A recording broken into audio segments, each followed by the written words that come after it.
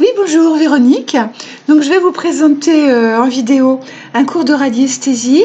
Voilà, alors moi j'ai la chance d'avoir un cosmomagnétique. Voilà, donc vous voyez que j'ai un pendule en métal. Je suppose que vous avez des pendules chez vous. Donc le mieux, c'est quand même le pendule en métal qui va pouvoir procéder à des rechargements successifs sans se charger, sans être pollué, sans avoir besoin de nettoyage après chaque cas. Voilà. Et donc, par contre, si vous avez des pendules en minéral, c'est superbe, en quartz rose, ils vont présenter la problématique de, de charger à chaque soin que vous allez faire. Et donc, vous allez devoir prendre un temps pour le mettre au repos sur une géode, par exemple géode d'améthyste ou au soleil, ou le processus de nettoyage. Voilà. Et les pendules en bois sont devenus maintenant un petit peu trop légers. Donc le pendule en métal, donc celui-là, ou le pendule de Thoth, ou le pendule des bâtisseurs aussi, ou un pendule de Thoth en cuivre est vraiment génial. Voilà, et vous permet de faire, comme je viens de le dire, des rechargements successifs. Voilà. Alors, donc, vous sortez votre pendule que vous n'avez pas touché depuis je ne sais pas combien de temps, et c'est comme jouer du pendule, on va dire, c'est comme se servir d'un instrument. Il va falloir que votre instrument soit accordé. Voilà. Donc, comment vous allez l'accorder? Grâce à ce physicien, André Bovis, qui a établi, donc ça c'est la base, un cadran, un abaque, qui part de 0 à 18 000. Voilà. Donc en fait, vous aurez un bon pendule ou un pendule apte aux travaux que vous voulez faire, à condition que ce pendule ne soit pas trop bas en énergie. Donc par exemple, s'il est entre 0 et 3000, il est insuffisant et vous n'aurez pas de bonne réponse. Voilà, il va falloir que votre pendule soit au moins dans le plan spirituel, donc à partir des 11 000. Voilà, et pour qu'il y soit, vous pouvez donc le recharger, donc vous le laissez sur la planche évoluer et normalement il va aller vers une unité supérieure. Alors le pendule, ça ne sert pas à dire oui et non, parce que en fait c'était autre chose qu'un système dualitaire. Voilà, nous ne sommes plus, Dieu merci, dans le mental inférieur, nous passons au niveau du mental supérieur, et donc nous quittons la dualité, oui, non. Voilà. Et donc ça c'est très important. Donc c'est le pendule étant comme on va dire un doigt cosmique qui, mis à la verticale, va vous indiquer ce qui ne va pas, voilà, sur les planches en question. Voilà, sur les planches par exemple sur l'homme de Vitruve, il vous indique ce qui ne va pas. Et ensuite, deuxième mouvement, ou deuxième temps du travail du pendule, c'est lui qui travaille. Il va vous montrer le rechargement, il va vous remettre en ordre. Donc c'est cosmique, le cosmos étant remettre en ordre toute problématique et apporter un soin thérapeutique à l'humanité et également bien sûr aux animaux, au règne végétal et animal évidemment. Voilà, donc je ne sais plus où j'en suis. Voilà, donc c'est ça qui est important, c'est que vous lui laissiez les rênes assez lâches, c'est-à-dire que c'est lui qui commande. Voilà, vous êtes juste le copilote, vous tenez les planches, vous lui apportez les instruments de mesure, et lui, eh bien, il vous dit ce qui ne va pas sur la personne que vous analysez, ou vous, par exemple. Bon, alors, vous voyez que l'homme de Vitruve, grâce à mon fils artiste, nous avons corrigé ou réparé la censure que j'avais par rapport au fait que bon, c'était une œuvre d'art, mais qui présentait des caractéristiques anatomiques qui n'ont pas plu. Donc voilà, donc maintenant, c'est son éminence Vitruve, maintenant, bien sûr. Voilà, donc vous prenez votre pendule, là ça va être assez difficile, et donc vous le mettez, de vous le montrer comme ça, je ne sais pas comment je vais faire, voilà, je vais vous le poser Voilà, je vais vous le poser ainsi. Et donc, vous mettez le pendule au-dessus de l'homme de Vitruve et vous allez voir, donc je vais vous le dire pour vous, par exemple. Hein. Voilà, donc je ne sais pas qui me regarde en ce moment, mais en tout cas, cette personne ou plusieurs personnes ont tendance à faire, il y a une fuite du pendule, donc il part sur le côté gauche, c'est toujours le côté du bonhomme, hein, donc vous faites face, donc ici c'est votre main droite, là c'est votre main gauche, je suis gauchère, hein, donc comme ça vous repérez où est ma gauche, voilà, donc là par exemple le pendule s'en va sur la gauche, donc ce qui montre que la personne, vous ou des personnes qui regardez, vous n'êtes pas ancré dans votre corps, voilà. Et pour pouvoir le faire, donc là vous repérez par exemple qu'il y a une présence sur la gauche, donc tout ce qui va être du côté gauche indique des présences ou un lien avec une séparation, voilà, un attrait aussi pour le paranormal. On a plus les pieds de l'autre côté du miroir, dans l'au-delà, qu'ici. Donc on glisse, donc ce sont les auras. Ce sont les auras qui glissent, sur le côté. Donc nous, on garde cette lignée, donc on est comme, si vous voulez, la partie dure de la poupée russe. Donc voilà, on est ici. Et de chaque côté, vous avez à peu près 3 mètres d'envergure. Donc voilà, de chaque côté, aussi en dessus et en dessous, donc toutes ces auras, donc les 7 auras, sont contenues dans le corps causal. Alors, tout va bien chez une personne, normalement, jusqu'au moment où, suite à des événements, par exemple des séparations, des douleurs, ou voilà, on est plus relié aux chers disparus, en fonction de ce qu'on vit en ce moment. Donc, ça a tendance à partir sur la gauche. Hein. Par contre, si vous êtes trop concentré dans vos pensées, vous êtes en ondes gamma, en ondes bêta, donc des ondes de réflexion mentale qui sont en dessous des alphas, voilà. Donc là, vous glissez sur la droite, voilà. Et donc, quand vous êtes sur la droite du bonhomme, c'est que vous êtes perdu un petit peu dans vos pensées. Voilà. Donc, je reprends la démonstration. Voilà. Donc là, vous avez vu qu'il partait voilà, sur la gauche. Donc, je vous avais expliqué qu'il y a 2 temps. Donc le premier temps, vous constatez ce qui ne va pas, et le deuxième temps, vous réparez. Voilà, alors pour bien montrer la différence, pour twister entre les deux, vous détachez le pendule de la planche, voilà, et vous le remettez dessus. Et donc là, il va procéder à une harmonisation. Donc le pendule vous harmonise, vous harmonise tout simplement, en émettant une gyration qu'on va appeler une gyration dextrogyre.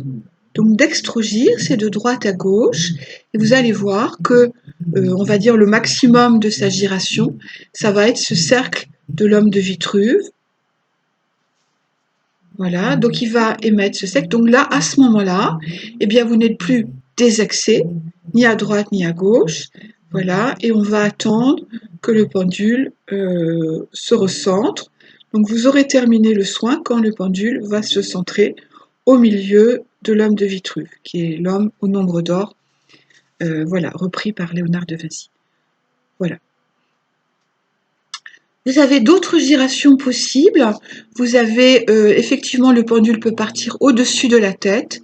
Donc là, ça montre que voilà, vous êtes perché, on va dire, hein, que vous êtes resté un petit peu coincé là-haut, suite bien sûr à des perturbations, voilà, donc ce n'est pas difficile, donc vous vous sentez peut-être pas bien, vous avez mal à la tête. Le même processus, vous le sortez de la planche et vous demandez tout simplement au pendule de l'intégrer. Donc il va reprendre la partie qui est au-dessus de la tête et il va la faire venir, la faire descendre. Là, j'active le processus. Hein. Il va la faire descendre, voilà, jusqu'à ce que l'homme soit unifié, c'est-à-dire il est plus perché au-dessus de la tête, mais il fait partie de sa globalité et il est en harmonie avec le champ magnétique. Voilà, faire du pendule, c'est la même chose que de faire du magnétisme, que de pratiquer du magnétisme, c'est absolument remettre la personne dans son champ magnétique, dans du vert en fait. Hein. Donc un thérapeute ou un magnétiseur qui vous soigne va émettre du vert par les mains ou par les yeux. Alors il peut aussi aller dessous, voilà. Donc s'il va dessous les pieds, c'est assez embêtant, voilà, c'est assez problématique. Là, il y a vraiment, voilà, on verra ça ensemble voilà, en direct. Donc cette giration est vraiment, voilà, signe on va dire, de mauvaise passe ou mauvaise santé. Voilà, donc rien n'est irrémédiable. Vous le sortez de la planche et vous essayez de le remonter. Voilà, vous le faites remonter afin que donc là je mime, hein, donc là je ne prends pas, je le fais le temps en raccourci. Hein. Et donc là, vous êtes recentré parce que le pendule est sur le rond et donc a pu émettre une giration dextrogire parfaite. Alors, très bien, votre pendule peut aussi aller complètement à l'envers. Voilà, donc un pendule qui va à l'envers, c'est d'être vraiment assez mal par rapport à l'harmonie céleste. Ça peut être aussi que votre pendule est chargé et il va falloir le nettoyer. Donc s'il est à l'envers, vous remettez tout simplement, voilà, vous allez remettre le pendule sur la planche et lui demander de tourner dans le sens des aiguilles d'une montre, ce qui va avoir pour effet de vous recentrer.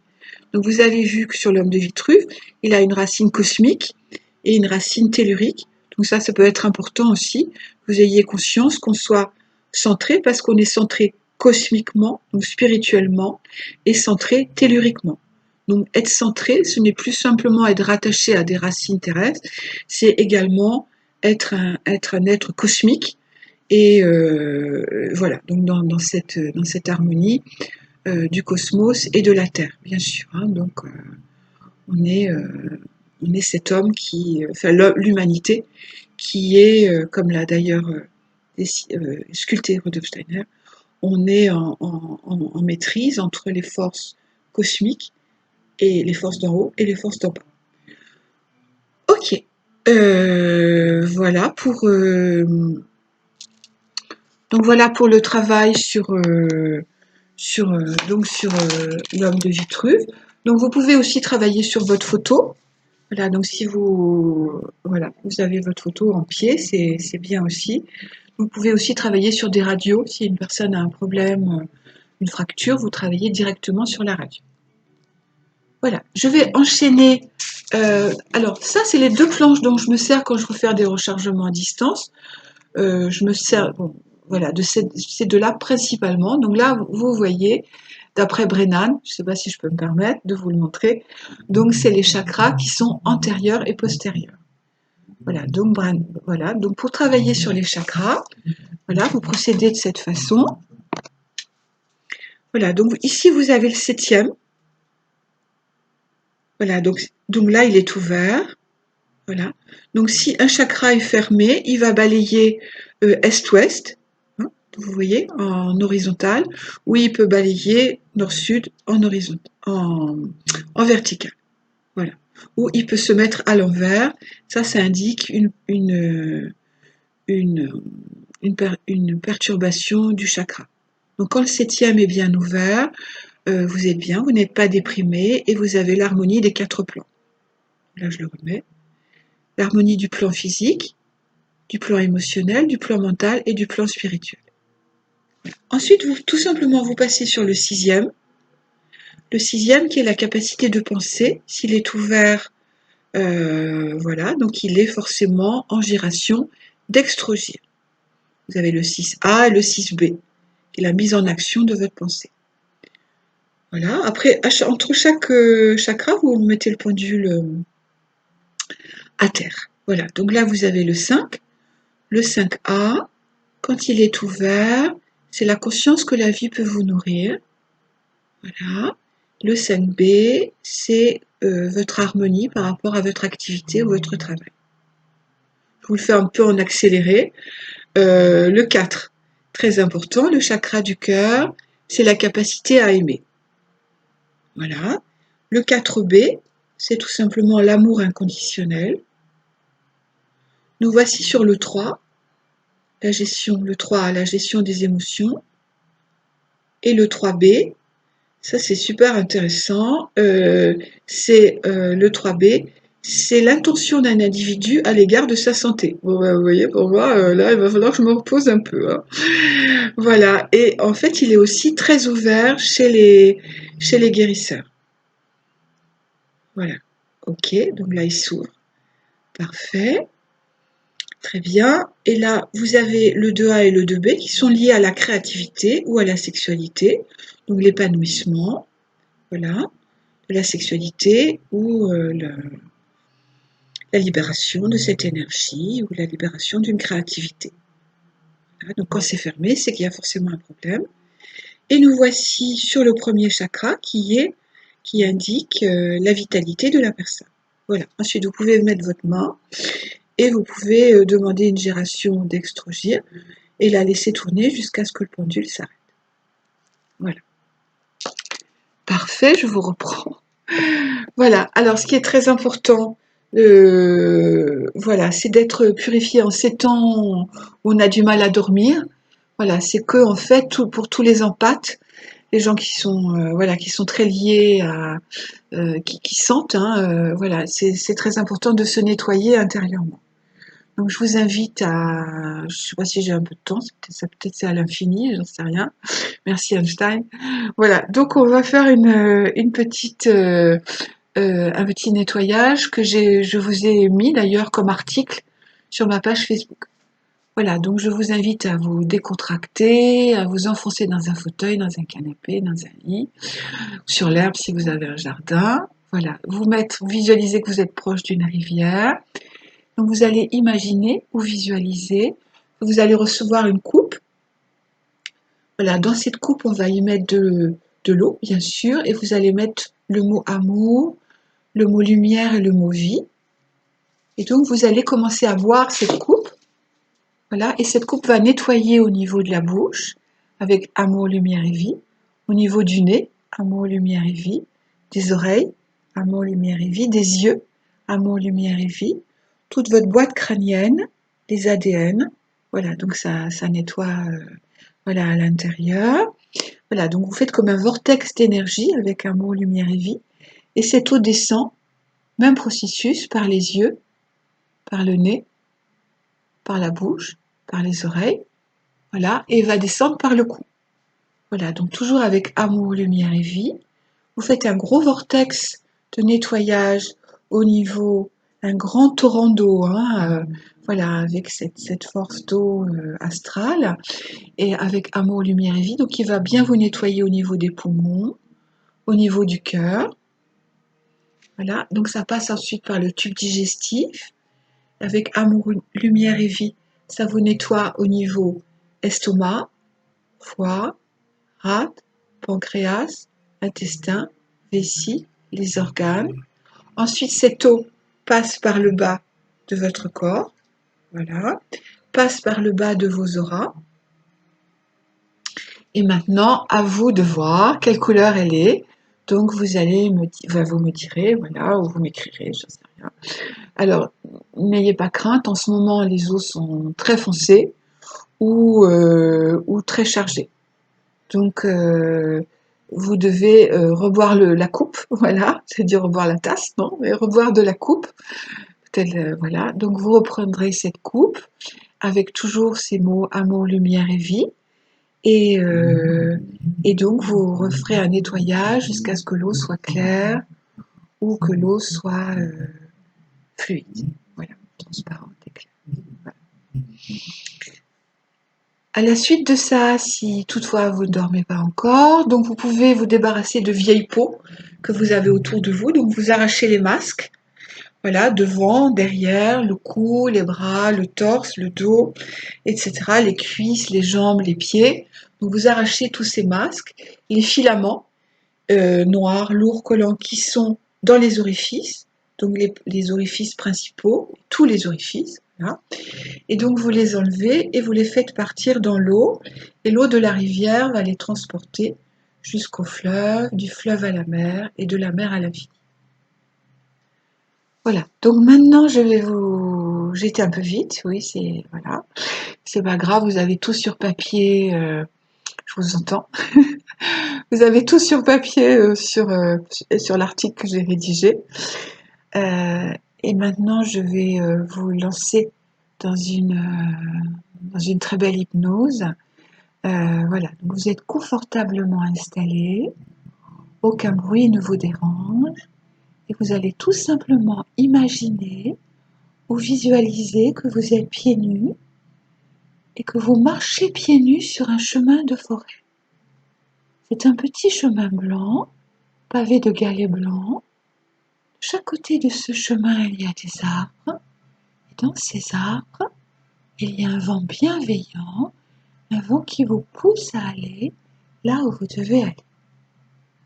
Vous avancez sur ce chemin et à un moment donné, vous allez tout simplement enjamber ou passer par-dessus l'espace-temps. Ça peut être un pont, ça peut être une rivière, ça peut être une porte. Et quand vous allez vous retrouver de l'autre côté, vous allez vous voir chaussé ou habillé différemment. Alors si vous vous êtes bien nettoyé avant, vous avez bien enlevé tous vos habits, voilà, vous pourrez demander à un ange ou à un être de lumière de venir vous chercher afin de revoir vos chers disparus, afin de prendre dans les bras les enfants partis trop tôt et de les nommer, ce qui aura pour effet de les libérer. Voilà, vous pourrez rencontrer vos gardiens, bien sûr vos anges, et vous pourrez recevoir un livre qui est votre livre akashique, le livre de vos vies. Et dans ce livre, si vous partez à gauche, vous remontez dans votre passé et vous allez pouvoir nettoyer des vies antérieures. Vous pouvez également aller sur la droite et là, vous allez passer dans le possible positif du futur. Voilà, donc le futur de votre vie, mais vous pouvez aussi partir dans un futur en l'an 3000, comme ça vous verrez qu'est-ce qui se passera. C'est d'ailleurs très, très étonnant. J'ai eu beaucoup de personnes qui sont parties en voyage, qui ont rapporté des, voilà, des, des éléments de vision passionnants. Et au milieu de ce livre, voilà, au milieu de la page de gauche et de droite, vous allez retrouver votre famille d'âmes. Et là, vous verrez des êtres qui peuvent être ascensionnés ou qui sont de l'autre côté. Donc, vous retrouvez cette famille et donc vous pourrez bien sûr les saluer. Voilà, je vous remercie de toute votre attention et vous pouvez me poser des questions, je suis à votre disposition, je suis au 06 08 49 31 34. Merci pour toute votre attention et je vous souhaite de rester dans la joie et la bonne humeur. Merci.